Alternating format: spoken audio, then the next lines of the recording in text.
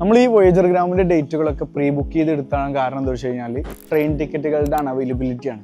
കാരണം നമുക്ക് നാളെ ട്രെയിൻ ടിക്കറ്റുകൾ ബുക്ക് ചെയ്യണമെന്നുണ്ടെങ്കിൽ ഇന്ന് നമുക്ക് തത്കാലം ബുക്ക് ചെയ്യാൻ ഓപ്ഷൻ ഉണ്ട്. അത് 1-2 ആളുകൾക്ക് ഒരു 50-50 ചാൻസ് ആണ്.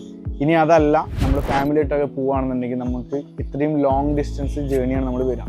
ആഗ്ര, ഡൽഹി, കാശ്മീർ, പഞ്ചാബ്, രാജസ്ഥാൻ, മണാലിയിലേക്ക് അല്ലെങ്കിൽ നോർത്ത് ഈസ്റ്റിലേക്കൊക്കെ പോകുകയാണെന്നുണ്ടെങ്കിൽ മുൻകൂട്ടി ടിക്കറ്റുകൾ ബുക്ക് ചെയ്യണം. നമ്മൾ ഫാമിലിയൊക്കെ ആയിട്ട് പോകണമെങ്കിൽ അടുത്തടുത്ത സീറ്റുകൾ കിട്ടണമെന്നുണ്ടെങ്കിൽ നമ്മൾ ആദ്യം ബുക്ക് ചെയ്താലേ ഇത് നടക്കുള്ളൂ.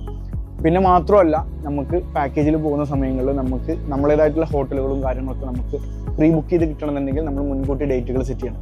അതിനാണ് നമ്മൾ ആദ്യം തന്നെ ഡേറ്റുകൾ, അതായത് പ്രവാസികളൊക്കെ ഉദ്ദേശിച്ചുകൊണ്ടാണ് ഒരു 3-4 മാസങ്ങളിലേക്ക് മുന്നേ വരെയുള്ള ബുക്കിംഗ് നമ്മൾ എടുത്തിരുന്നത്.